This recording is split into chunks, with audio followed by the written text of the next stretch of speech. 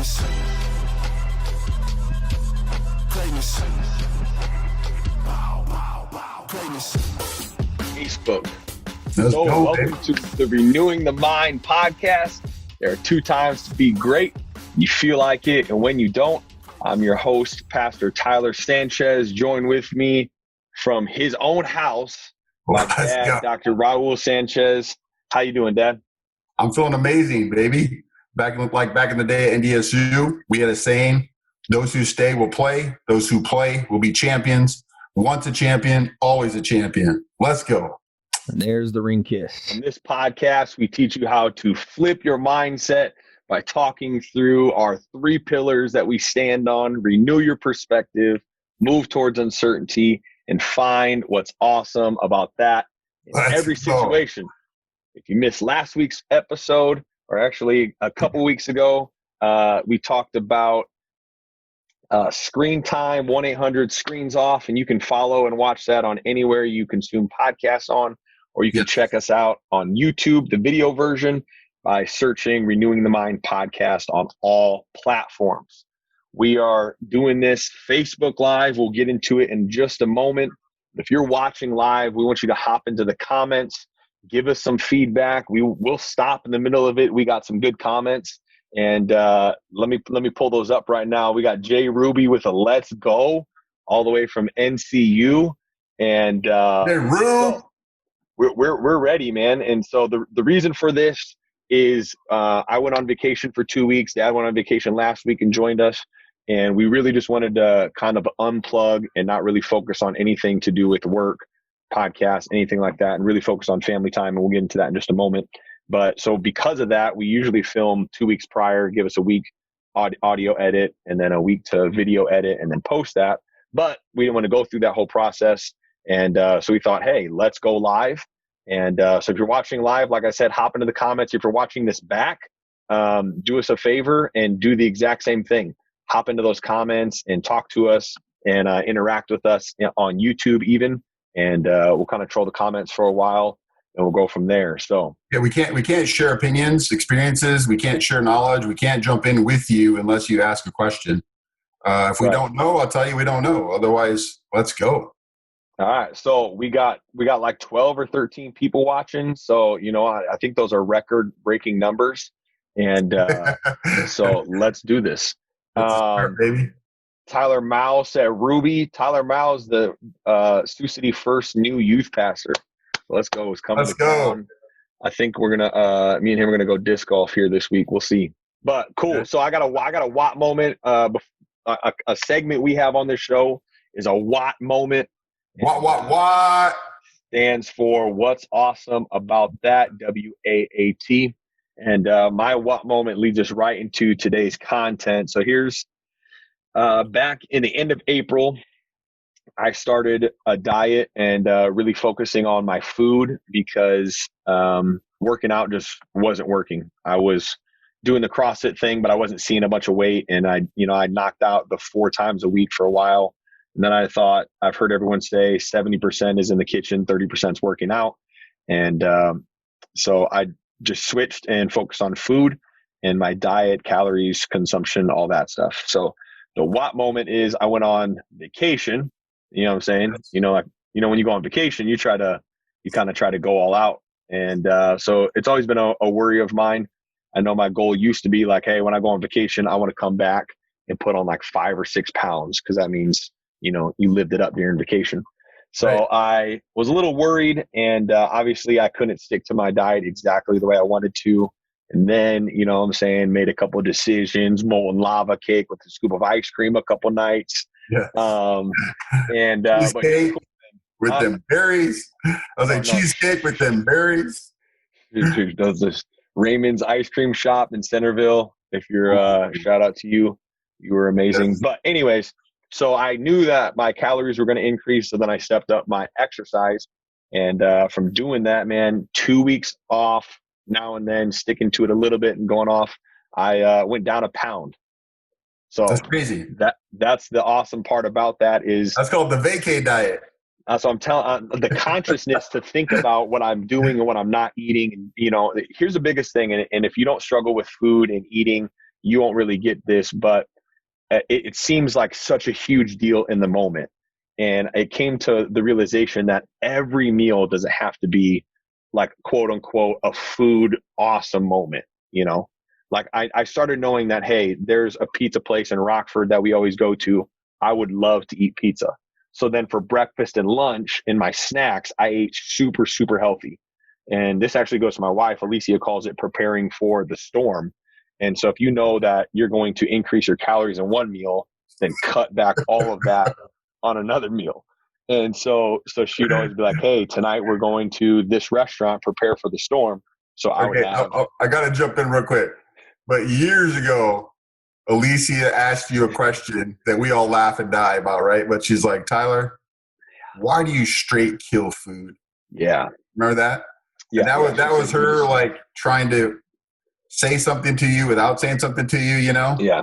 Yeah. Now she wasn't too blunt about it. She's on the team. Like, she's like, hey, bro, let's just prepare for the storm. Like, so now she gets it and she's in on you. So I think I just wanted to help you see that growth statement for if you're a spouse or you're a significant other and somebody super close to your struggles, you can't say stuff to them. You just have to jump in and do it with them. Yeah. So her saying, hey, let's prepare for the storm. She's walking with you now as opposed to barking at you or something. So go ahead. No, I was just going to say that. Preparing for the storm.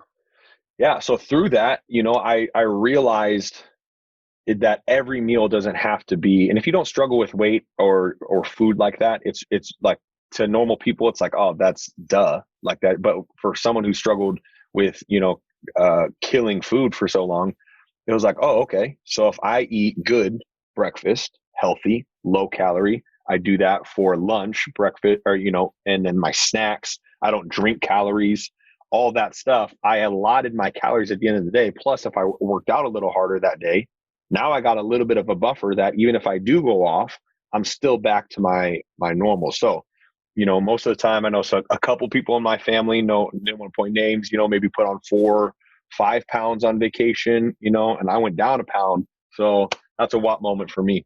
What? That's awesome. Let's go. So, all right. Oh, wait, hold on. I accidentally clicked on. All right. Let me hit the comments real quick. See if anyone's here. Carla's here. What's up, Carla? Todd Cogdale, how's it going? He said, I appreciate all you guys do. Stacey Droshi looking good. Thank you. I'm down. I haven't made an official announcement, but I'm down 49 pounds. So my goal with, I told my wife is I'm going to post about it when I'm down 50. So I'm hitting down that 50. I'll let you know. Carly let the sneak it out of the bag. She said peach pie. I did have a little bit of peach pie, but that's because Stella baked it. And so, what I'm saying, to be a father, I had to help her out. Sean Johnson said, let's go. You guys are amazing, inspiring. Thank you very much. What up, Sean? Love it. Get it, brother. Preparing for the storm. That's Alicia. Oh, yeah, this is another thing she says. Eat to live, not live to eat. That's a good one. And so like 2 years ago, we were doing the Daniel fast as the church. Yeah. And I literally said this. I said, I don't feel like there's anything to enjoy in life while you're on this diet. Cause like my enjoyment. I literally said that. And that's when she came up with that, like, you live to eat, not, eat to live. And it was like, I literally was like moping, like, okay, what am I going to, I'm going to have bell peppers and black beans for dinner. This is stupid. Today sucks. Your dad used to run around and eat bell peppers like they were apples. Yeah, you still do. It's disgusting. I remember when you used to eat tomatoes like that too. Bro, that's a little bit of salt. That's delicious. It's disgusting. So, all right, let's continue. Today, we don't really have, normally we have like a theme. We're going to just call this like just chatting. I don't know if any of you guys are on Twitch or anything like that. It's just you kind of talk about your life. I've been on vacation for a couple weeks and just been actually talking to Dad about some of these topics. So 3 things we're going to discuss today is family time, vacation, and then motivation. Sound good? Yeah. And so the big issue is, like, Stacey and I celebrated our 31st anniversary. And this is the first time ever that we flew away from our kids since Tyler is 32 years old. We've driven to like Sioux Falls or Omaha just for like a night in a hotel or maybe even a weekend. in Des Moines or something like that, but we've never actually gone out. And believe me, it was super hard on my wife. She's a homebody and she can't be away from family. Like the umbilical cord is still attached to her, even though my kids have cut it off their side. She's still dragging around a bunch of cords. So this time I got her to tie those up. I got her to get on the plane. We went out to Vail, and I had some things planned for her. Now let me back up real quick, but like probably we were married maybe 10 years, maybe 8 years.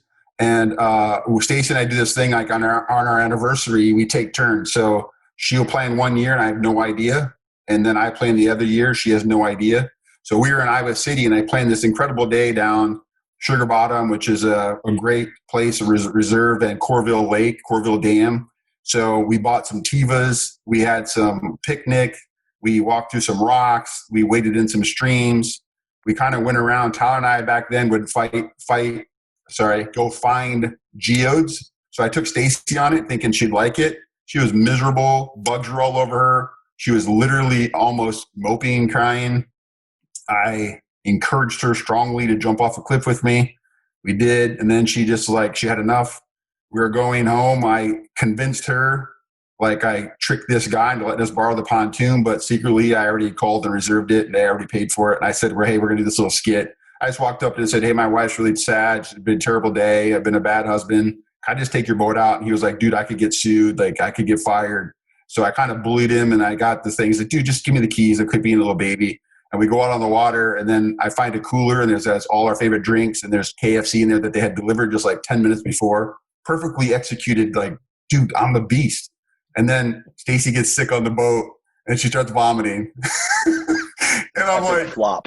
What just happened? And so we didn't talk for a while. We had struggled because Stacy's like, why would you make a vacation or a anniversary with everything I don't like?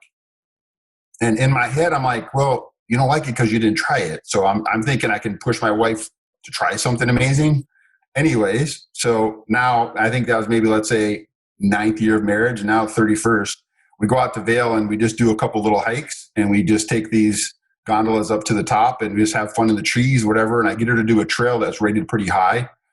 And I didn't tell her this, but I knew it was going to be hard, but we had the whole morning, the whole day. So we're cruising up and there were some families. I was going at her pace, taking breaks when we needed to. We had some families turning around and husband and wife were arguing. And he has the map out and he says, okay, we'll take a family vote. He's like, right now we're at 30% done. At about that time, Stacy was complaining, like, how much longer? I'm like, it's got to be close. And we heard this guy say this and she didn't hear it. And so I just kept pushing her through. I was like, well, let's get away from the people because there's a lot of people hanging out and we weren't wearing masks. We were just kind of cruising through the hills. And as we get past there, she turns around and something clicked in her. And she just stops and points her finger at me and she says, I just want you to know that your wife is passing up a bunch of other wives. So I don't want to hear anything from you, something like that. And when Stacy, this time when we play games and stuff, Stacy is super competitive, like in your face competitive. And so something clicked and we were on. She didn't make another complaint until my guess was around 80%. We're 80% done. And then about 90%, a lady who passed us, like she was speed hiking. She came back down and she said, oh, we're about 10% left. So my numbers were pretty close. We get up to the top and Stacy just enjoyed sitting on the rock. She absolutely loved it. And then afterward I said, hey, what'd you think? And she's like, I could do that again. And I was like, Lord, thank you, Jesus. This is amazing. Now, didn't scare her to that. We had planned it. We had talked about it. She knew we were going to do a hike. I just didn't tell her it was rated hard, difficult, or whatever the terms are. So I'm just saying there's a lot of time and investment in a marriage, a lot of time and investment on getting couples to kind of be on the same page, like you and Alicia with food, me and Stacy with outdoor activity. There's a lot of times when we're completely apart. And if one person pushes and tries to like coerce, right, or, whatever you want to call it, trick, it doesn't work. So obviously we laid this out before and I told Stacy, whenever you want to call it, we'll call it.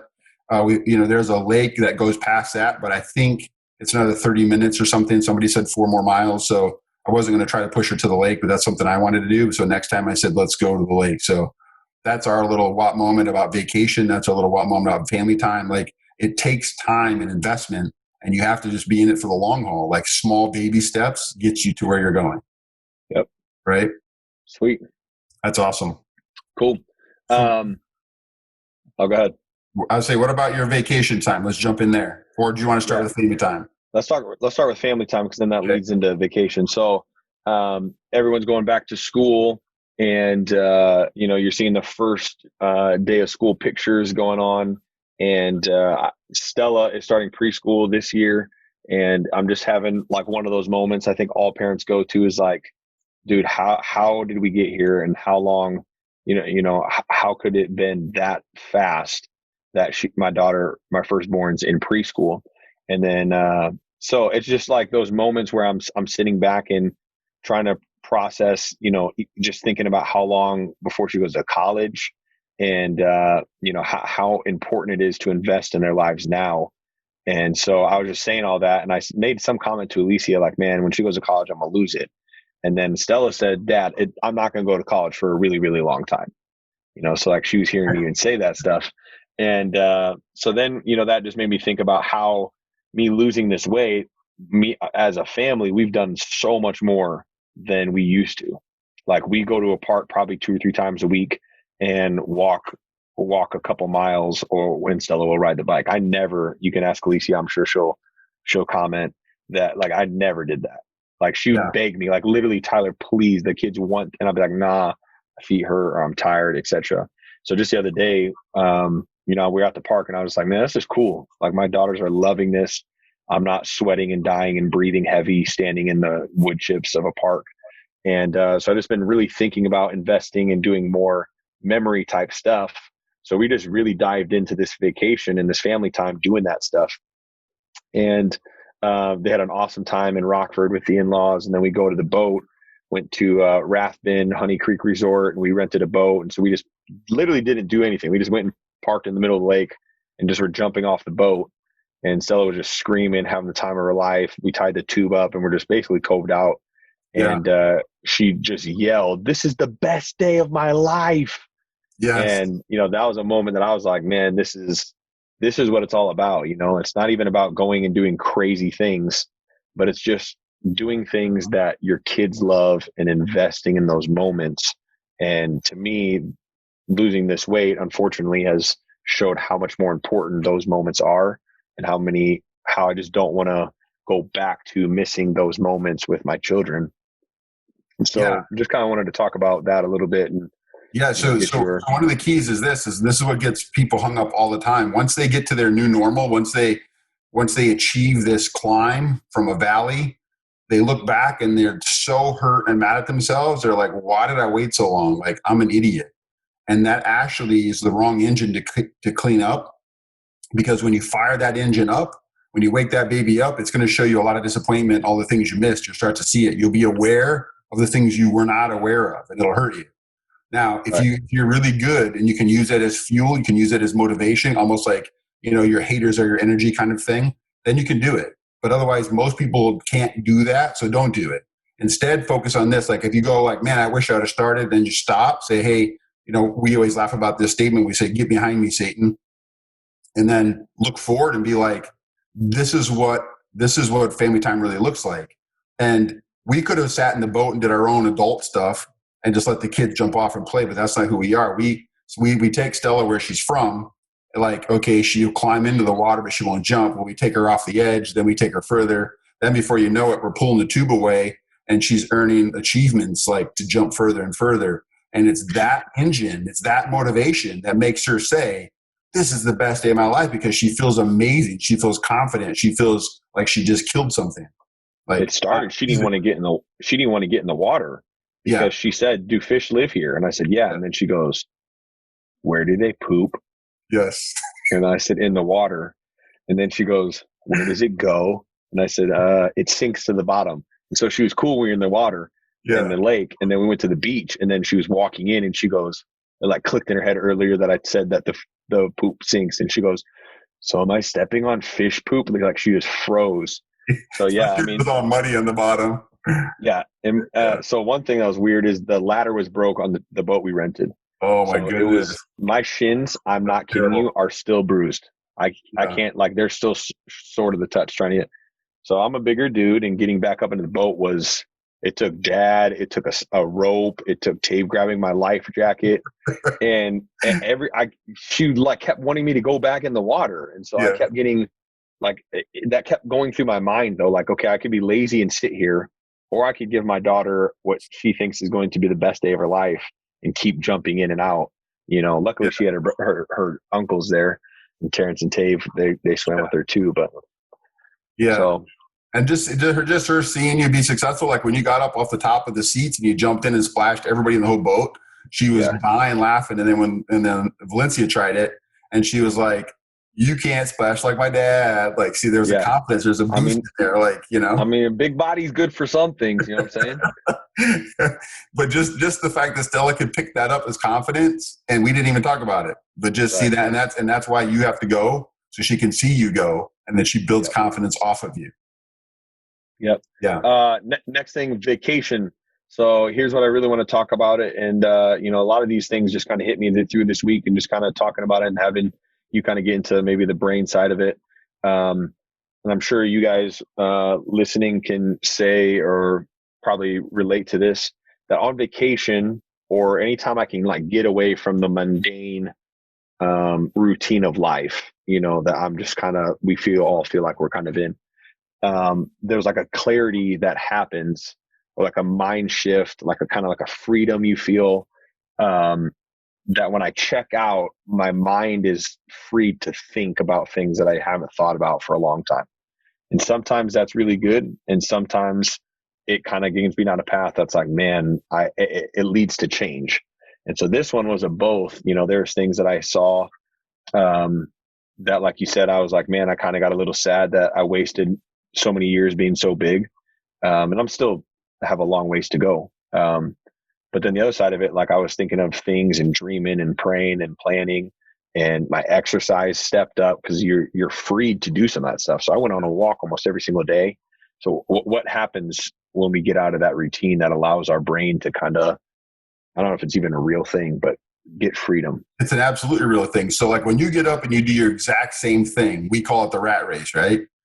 It's literally like if you just jumped rope like for 10 minutes a day, every single day. After probably about day 10, you don't even have to focus on the jump rope, like buttering toast. You don't have to focus on that, right? It becomes automated. At the moment your brain becomes automated with anything, it stops being challenged.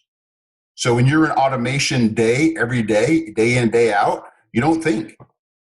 Your brain is just like checked out, and literally you're on autopilot. We call that zombie brain, right? Zombie mode. Okay, so when you get out on vacation and we went golfing, we golfed 18 a couple of days, and you were up at like 5 a.m. walking before golf even, right? And the boys were because that's not who you normally, they're like, whatever, Ty, like you're lying. And you showed them your watch, and they're like, what? Dang, dude, what's up? Here's the deal. We had a tee time for 8, and I was in the parking lot at about 6:30. You did have to go against your dad, so I know you like got all geared up. Like it wasn't even a competition, bro. It's just all right. Truth be told, you got me by 12. But I should say that I should be proud, not only because you're my offspring and you just stepped up under pressure, but I need to say I paid for your pro lessons when you were a kid in Iowa City. Oh, I knew it was. While I'm killing it 80 hours a week in grad school to pay the bills, you're getting professional lessons. 1 week at 5 years old doesn't last till I'm 32. Okay. Oh, another thing real quick. You had a 301-yard drive. My top drive was 284. 311, sorry. 311. Mine was 284, but I golf once a year. So if I had to loosen up and play, it'd be a lot tighter than that. Okay, but back to the issue. So when you're walking and you're doing things outside of your new normal, your daily routine, you're no longer in automation mode, right? So your brain is having to move. And why that's so important is this thing in the brain called the cerebellum. And they call it the little brain. It's a little bitty, like weird looking chunk at the back of your brain. Okay. Its number one responsibility is coordinating your motor movements.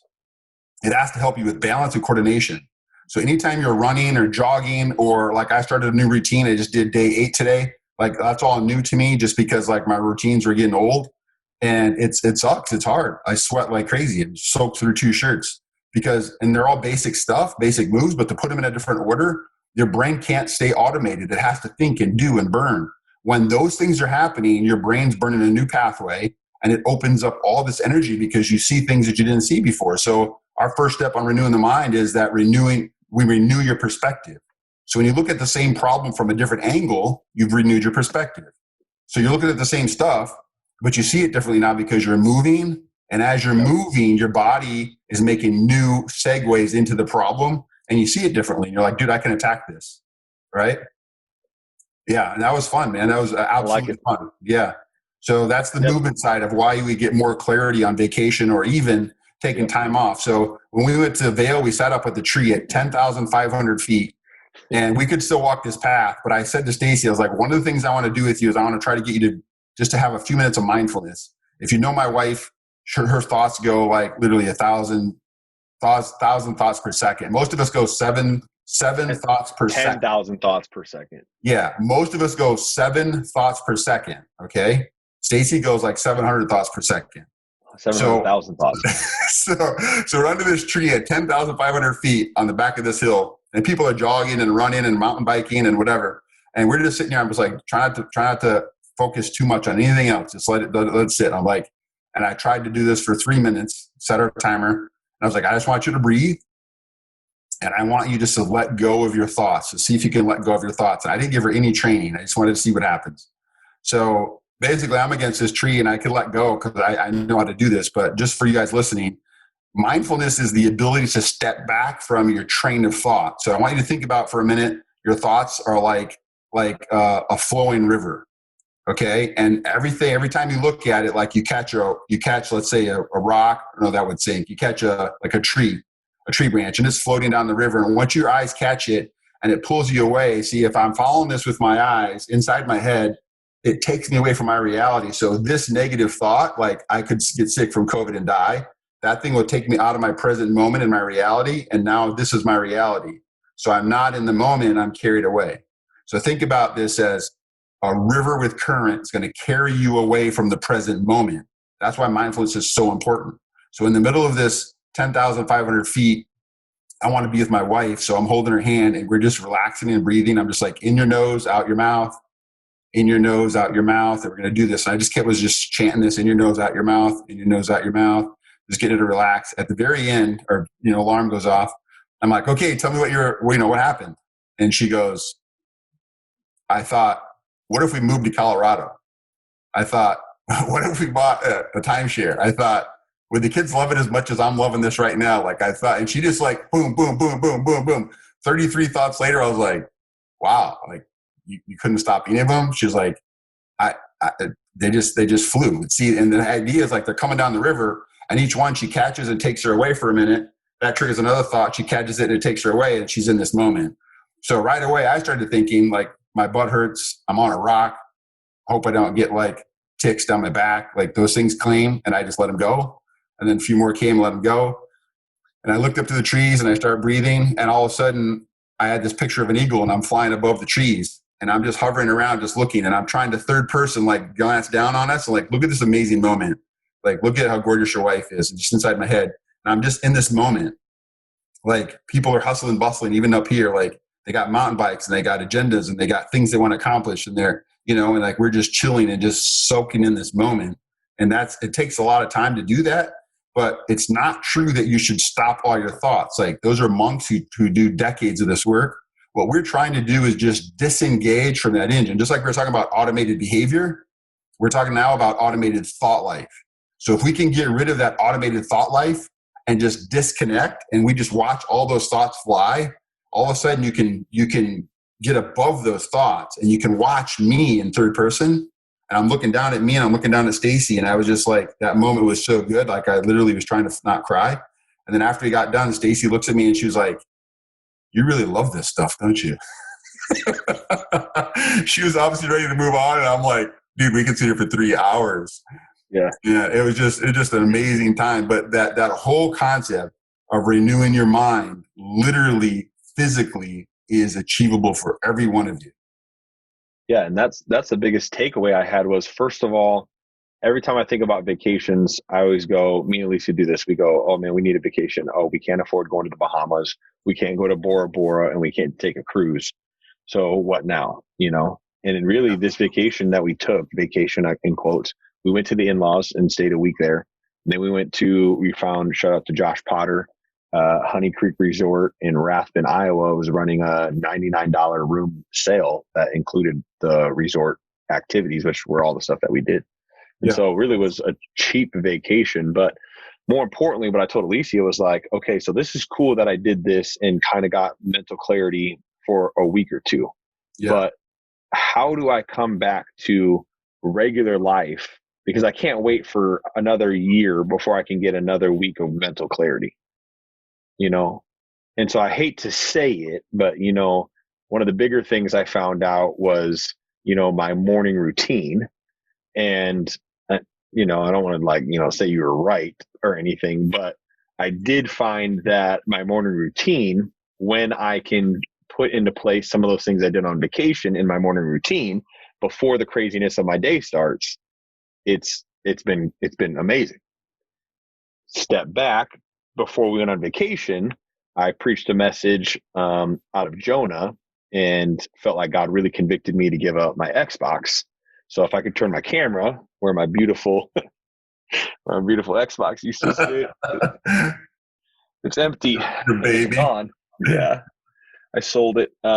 Anyways, it's gone, but that has opened up my energy level to go to bed earlier. Therefore, I get up earlier. Therefore, I start my morning routine better. Therefore, I get that mental clarity without having to go on vacation. Yes. That makes so now sense? You fill up before you start your day so that you can pour out on everybody God brings to you. You know what I'm just saying? I wish someone would have told me that I should do that for, you know, a while ago. Dude, if you ever meet that dude, I'd like to meet him. All I'm saying. I wish someone would have told me a couple years ago that, man, my morning routine was so important. Only 311 times. Right. A couple things in the comments. Rick Hansen said a what moment is it's pretty simple, but he said Mia and him went to Cabela's to buy a new crossbow, reconnecting. We've spent time every day shooting and getting closer again. Amazing. That's awesome. That is a huge what moment. Yeah. See, Bridget said 1 week of golf lessons really did pay off. Exactly. LOL. Pro lessons. Definitely the golf lessons. Lies. These are all this one week of golf lessons can't affect me when I'm 32 years old when I was 5. Yeah. Another what moment is Tavian picked up golf for the first time ever and actually did pretty good. So that's cool. Yeah. Yeah. It was hilarious. If you guys know golf, I shot the first day, I shot 12 over. Dad shot, what'd you shoot, 26 over? I stopped counting after 20. Yeah, 26 over. And then Tavian shot 145, which is like 80 over. Anyways. All right. Stacy DeRoshi said, what if you are fine with doing and not comfortable with relaxing? I am one who don't feel satisfied unless something has been accomplished. Project after project, etc. Feel like it's a waste of time. Okay, so let's jump in there. So the question would be, what comes first? Would you like to wake up and do a relaxing routine, like spending time in the Bible, like exercising, and then sitting down and drinking a coffee or something, or literally just laying down and like looking out the back deck, whatever that looks like to you? So you would relax first, and then you knock out your tasks. Or you would knock out your tasks, then do a relaxation task. I know it's hard. We call that a recovery skill because as much energy as you burn, you got to put that back in. And so sleep is the only way people get energy back. But if you can find a recovery skill, which is be sitting under a tree with a lot of oxygen, because there's a thing called green therapy that renews your brain. It renews your oxygen levels when you sit under outdoor trees or taking a walk, anything like that. Even though it's not sitting in a chair doing nothing, like we think of that's relaxing, that's more like just chill mode or whatever you want to call it. But we have to help you find out what is your true recovery, because that's how you relax. So Stacy's relaxation literally isn't sitting under a tree and trying to stop her thoughts. That's not how she relaxes yet. But when we could sit 4 hours on a beach. You're 10 more years of marriage. And I'm not trying to like convince her or something. I want it for her so badly because she just gets caught up in thoughts a lot, and the thoughts carry her away. Like the Bible says, like we don't get tempted by God. We get tempted by our own thoughts because they carry us. So that's why the Bible says, hold every thought captive. correct. So it's not me saying, hey, you should do this because this is my thing. This isn't my thing. This is what I've learned, right? So however, I can sit at the beach for 4 hours and watch my kids do all kinds of crazy stuff, on these obstacle courses. And be honest, I get bored. So I have to get the camera up and I have to do stuff. So I have to get, like Stacey Droshi said, like, I've got to become like a task person now. So I bring water to people or whatever. I give you a camera. I try to just do something because it's hard for me to sit. But on those kind of situations, Stacey could sit there for hours and just hold my hand and be like, look at our kids. Like, this is amazing. And she just gets caught up in that side of it. That's super relaxing to her to sit and watch kids. I want to jump in and do stuff with them. So that's just a difference for you. So relaxation isn't sitting and doing nothing. It can actually be doing something, but in a different form for you. And we call that a recovery skill. Okay. Yeah, like even we've talked about it before. Like sometimes we go in seasons where shooting a bow is super relaxing, and that's a recovery moment. So it doesn't actually have to be sitting on the couch just like zombie. It's just doing something in your life, like you said, that's energizing. That's different for everyone. We can't tell you what that is. Yeah, like so many people think gardening is relaxing. Gardening is one of the top recovery skills. And think about it. People burn like 1,200 calories out there gardening. That ain't it. But they'll tell you it restores energy. Okay, so like for me and you, we can go hang tree stands. We can burn 3,000 calories each. Yeah. But we come back fully empowered, ready to grill, ready to clean. Like we don't come home exhausted because it powers you. So when you do an activity and you actually build up more energy from it, that's a recovery skill. And we have to find that for you. Like cooking is that for me. Tired of cooking, right? So Crystal Yager says, hold every thought captive. So that's awesome. What up, Garrett? Are you in the comments? Oh, yeah, Garrett Arnold. Hey, Garrett's on. Let's go. Oh, okay. Yeah, did we tell him what happened on tennis? Okay, that's what I thought. Whoa. I didn't play tennis. You played tape. Oh, yeah. You like backed out like, oh, yeah, bro, my schedule got full or whatever. I chose to play golf 2 days instead of playing tennis. But we still play tennis. But then you got that little shepherd gang like, hey, I was going to play tennis. And then. No, I chose to spend time with my children. Okay, I was just wondering. Yeah, I chose that on my own will with no coercion. Can we get back to Garrett? What up, Garrett? All right. Motivation is the next topic. And we've been live about 35 minutes. We got about 10, 15 minutes. Okay. Yeah, I'm the one been telling him to get rid of Xbox. Garrett is a liar. Let's go, Garrett. That's not true. That's not true. Bro, Garrett has been like your like big brother since Evangel. What? I used to pay Garrett $100 to like, hey, bro, do me a favor. Keep Ty on the up and up. Please. This man, Garrett, got me in more trouble than anyone there. Okay. Motivation. So here's what I found. Okay. So the end of April, I started this diet focusing on food and eating and my meal plan. And because of that, the first 3 days were awful. The first 3 days after that, so 6 days in, was a little bit better, but terrible. I was cutting out sugar, cutting down my calories, just making a lot of changes that I needed to make. And it was terrible.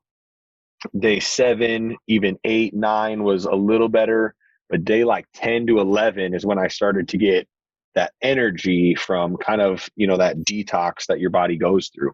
Yeah. And so how do you get people, because everyone's like, it'll get better. But in the midst of it, I couldn't feel that it would get better. Right. It's like when the high schoolers that we have in our youth group think that they broke up with their high school sweetheart, so they're going to be single for the rest of their life.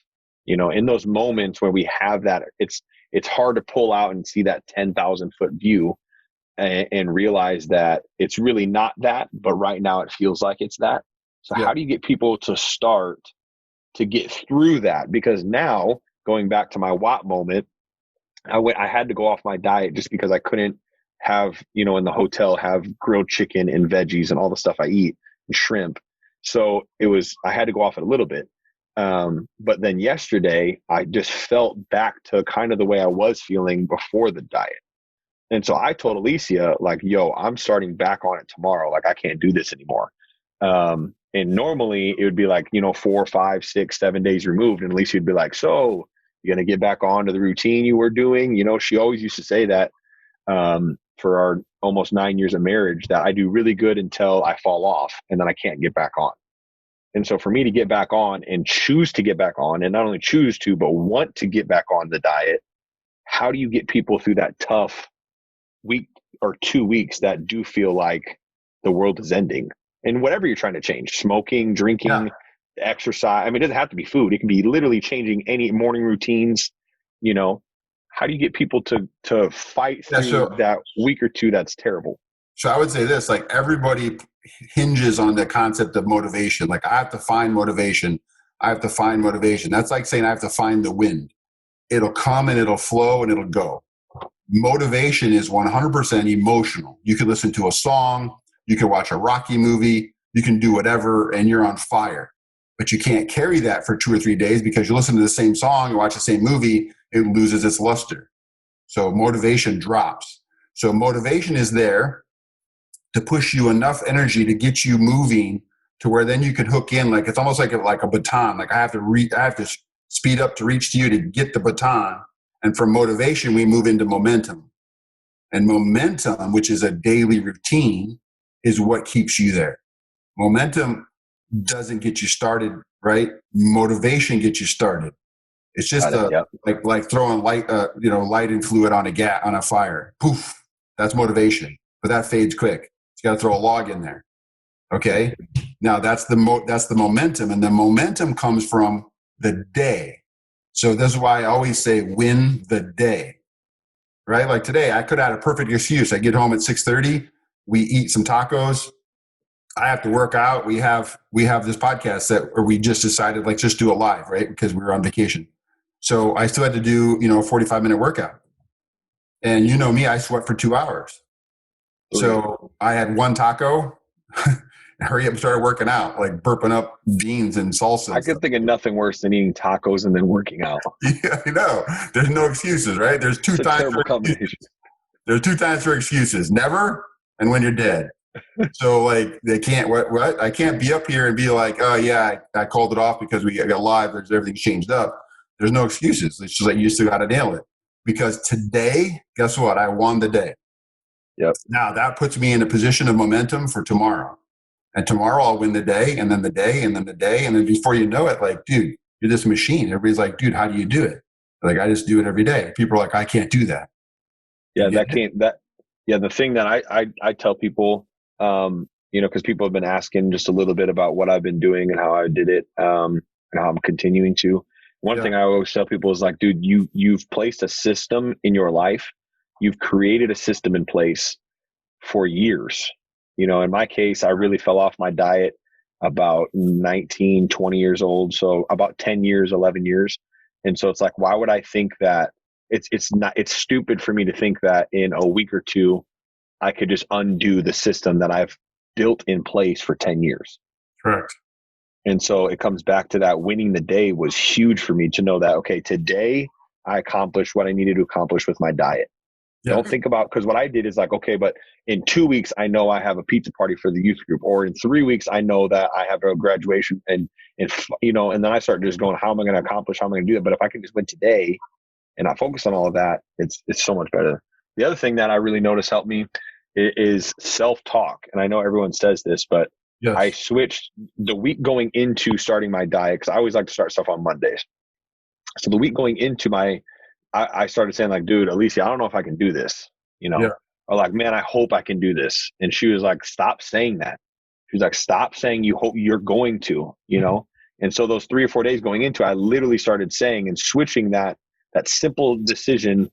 It literally has helped. Like, this is the only thing I've stuck with for what now, 10 weeks, 11 weeks. Yeah, right. And it's and kept the weight off. I know it's to some of you, like, well, you're only 4 months in, but like, I'm normally like 21 days in, or 30 days in, and then I go back. So for me to lose 49 pounds and keep them off for 4 months, 3 months is crazy. So, and that's what I've done. I've said like, hey, I'm going to do this and I will accomplish this, rather than saying like, hopefully I can.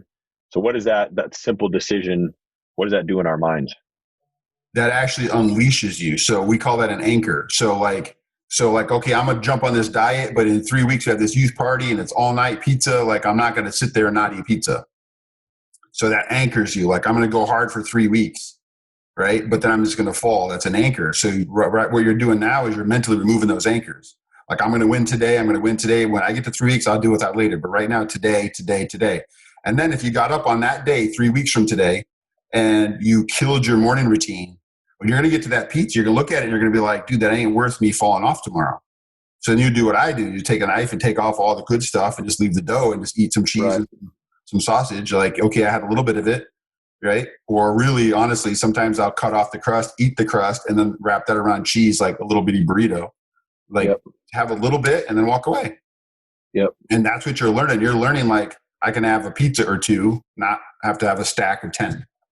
Yep. You know, and that's really the mindset pieces. And people don't get it. They think it's overstated, like it's overplayed. But actually, the morning routine is still to this day undervalued. Like, I wouldn't be me without the morning routine, because that's my time with Jesus. That's my time when I renew my mind. That's my time to let go of all my thoughts. And I take away the agendas. Like, you know, if I have, let's say I'm seeing Tyler today in the office and I know you're coming in, I take away my agenda of like, here's what I want Tyler to do. Here's where I want Tyler to go. I pull those agendas out because I don't know what's best for you. I hope you figure out what's best for you, right? So you got to let go of those agendas. No, I love it. Yeah. Couple things in the comment. Travis said, my moment was seeing how much time I spent playing PS4. I thought I enjoyed it, in quotes. But when I saw the number of hours, my jaw dropped. I could have built a dang boat. So I shifted my direction and decided to use the energy to make stuff. I have not looked back. Keep it up, guys. Love your message. Dude, that okay, so that is so awesome. So that's I bought Travis, we love your flag, brother. So I bought that blacked out flag and we Season brought 2 will be up. We brought it into the podcast and I put it up and everybody came in, they're like, dude, you can't hang that here. And I was like, why? That thing is dope. And everybody goes, no, bro, that's gonna be like the hinge of this whole. We'll just have to do season 2 because we're gonna have to redo the whole podcast room. Yeah, because okay. I just thought I could just throw it up there and be like, "Dang, dude, check this out." Everybody's like, "No, that thing like has to have the whole room changed around it." Well, That's how dope that flag is, Trav. Your shot would have a dope flag in the back, and then mine got a love free a family sign that mom got from Hobby Lobby. Like, that's not fair. Facts. I got a hardcore flag, and you're like hardcore fam. Yeah, it says like faith and family or welcome home or something. By the way, mom decorated it, so we're gonna get season 2. We're gonna get some manly stuff in there. That's true. And that's one piece. Stacy said, "Live it day by day. When I look too far into the future, it causes anxiety. When I look at the past, it causes depression and regret. But I live in the present. I feel more in control and more successful." I agree. Yeah, 100%. Houston, we got a problem. Alicia said Garrett was the one pushing Tyler to do this stuff. Oh, Garrett. You feel those bus tires hitting you, bro? Yeah. Push Tyler to do the dumb stuff. Exactly. Thank you. Alicia said, it's crazy watching Tyler make the transition of how he looks at food. He has denied himself lots of food lately, and afterwards he said not having it really wasn't big of a deal. Yeah. I'm telling you. So here's the biggest example of that. When we went to Terrence's engagement party in Ames, we had the engagement, and then we went back to the house, his house, where all family and friends were there, and they got, was it Jeff's Pizza? Yep. That's like a staple pizza in Ames. Yep. And so like going into, I'm like, Alicia, if I don't eat pizza as a big dude, you get weird questions, right?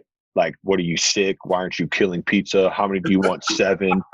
Or like if I go out and order a salad, people are like, why are you doing that?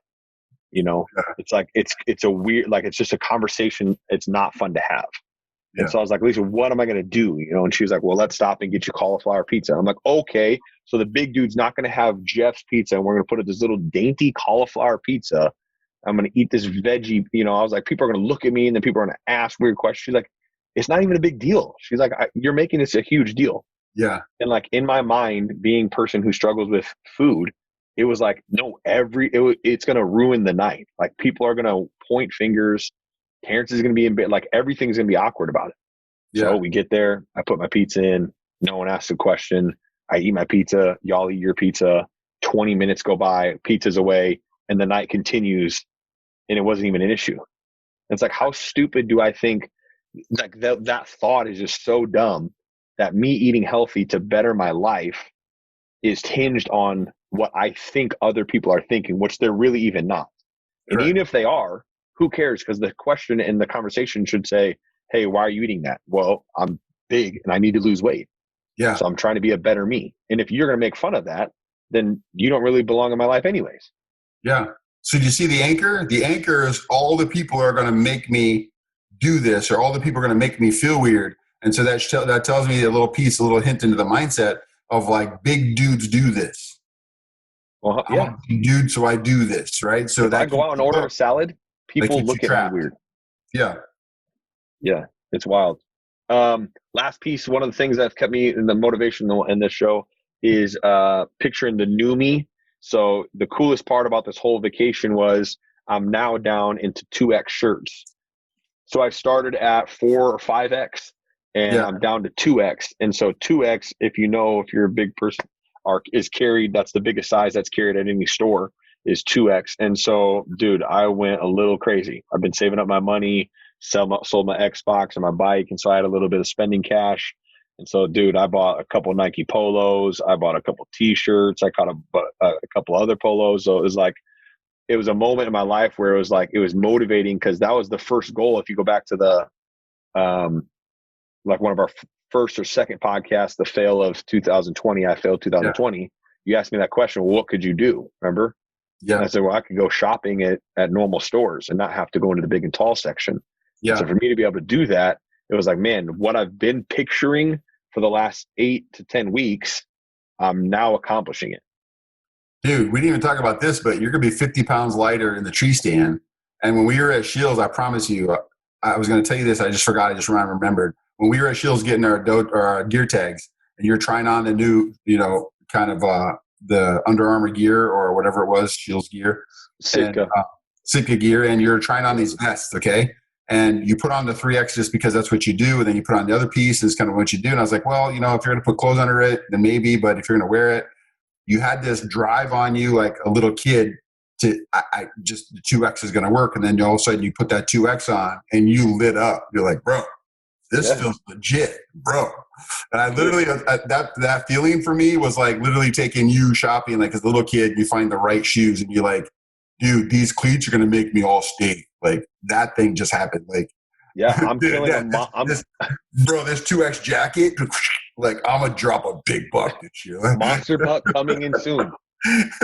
Yeah, I forgot. Like, your mindset clicked just because you fit it. And that's the whole idea. You see yourself now in the new light.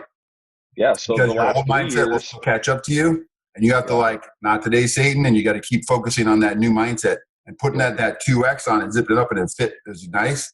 That's the new mindset you have to remember. So now you to lock in on that 2X jacket. Like every time, think about, bro, I fit that 2X. Bro, I'm a 2X. Bro, I'm a 2X.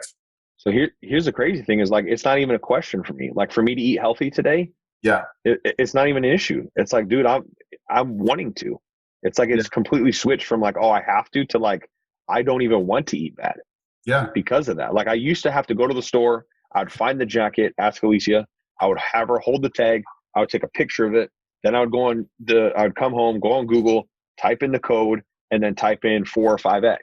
And then I'd have to find it at some crazy store or the outlet or ordered special. I could never go to the store, find a jacket, let alone find it on clearance, which I did. Shout out to Shields. And left with the jacket and the vest that I've wanted in both in 2X. Yeah, that's crazy. Mind-boggling. All right. That's awesome. Let's she said, I do understand what you're saying, Tyler, as one daughter struggles with weight health and it is easier to her to choose to eat and do what everyone else does versus something different. It's a struggle to do either. Both proud of you. Exactly. Yeah, that's correct. It's like if I do what everyone else is doing, then I'm doing what I don't want to do. And if I do something different, then everyone's pointing fingers. Yeah. But like all of it, it doesn't even matter. Yeah. Like because I've had people that have like, been like, oh, well, why are you doing that? And are you eating rabbit food? And, your portion sizes are those of a mouse. But it's like, if those people are in your life, like not to be really harsh, but like, I don't even want them in my life then. Correct. Like if you're not cool with me bettering myself and being the best version of me, then why do I want you in my life? Yeah. And that just could be a crew you run with. Like, I don't even know, 10, 12 years ago, whatever, when we used to go to Who Hot, I used to pride myself on like going back to getting 6 bowls. Like, that's how dumb I am. Your nickname was the garbage disposal. Just so we can paint a good picture Oh, of. we gotta go there, bro. Okay, so Garrett gets up onto the bus and you just like run the It over. was like, am I going to finish this? No, pass it to Raul. He'll eat Yeah, it. correct. That's true. Like, bro, I'm paying for that. Don't throw that away. Yeah, correct. So that's a good point. The craziest thing about this whole thing is like, so when I started this, everyone was like, oh, I can't believe you're doing that. And you're eating mice food and your portions are tiny. Now some of those same people are coming back now that I'm down 49 pounds. It's like, hey, so like, what have you been doing? And could you like, tell me what's going on? And what I want to say is like, nah, you didn't want to be with me before. You ain't with me now. No, what you say is, bro, you didn't want me. Now I'm hot. No, that's not how you're raised. What you say is, bro, I've been where you're at. How can I help you? I did say that. Yeah. But all right, manage to say. Yeah, manage your mentals. Here's the mentals. Like, here, the number one word for the day is intent. You have to be intentional. So I took my book because I'm still editing the book. I'm going through the second pass, so we're making progress, but it's slow. I took my book, but I didn't touch it. But my game plan was family, activity, cards, family. But sometimes everybody just goes and takes a nap. So I thought if everybody naps, I don't nap very well. I just lay there and think. So I thought, okay, if everyone's going to go on a nap, I'm going to work on my book. But my intent was never the book, so I never pulled it out, never touched it. I took it with me and Stacy also because sometimes she likes to take naps. Stacy's one of those cat nappers. I didn't touch it there either. So the intention is my wife, and then when we went on a family trip, it's my family. And I didn't try to balance. Too many people to ask me all the time, hey, dude, hey, doc, hey, whatever. Like, how do you balance? And there's no such thing as a balance. We'll do a whole nother show on that piece. But right now, I want you to manage your mentals by this moment here. What's my intent? My intent is to connect with every one of my kids and my grandgirls. That's my intent. I stuck to the intent. I won every single day because I still worked out. I still did my routine, and I still leveled up all my relationships with my kids and my wife, right? That's the intentional. That's the whole point of the show is how do we stay there? Now, a lot of people get buzzers or they get hooked in. Next thing you know, you're over here on vacation doing work stuff. There's no such thing as balance, bro. It'll steal your mindset. You'll be stuck and you can't go anywhere. So managing your mentals is intent. What is my intent? State it out loud, write it down, tell somebody to hold you accountable. This is my intent going on a break, going on a mindfulness journey, going on a vacation. This is my intent. Hold me to it. Okay? That's it. Sweet. Before we leave you and you continue with your morning, afternoon, or evening, we just want to remind you there are 2 times to be great. You feel like it, and when you don't.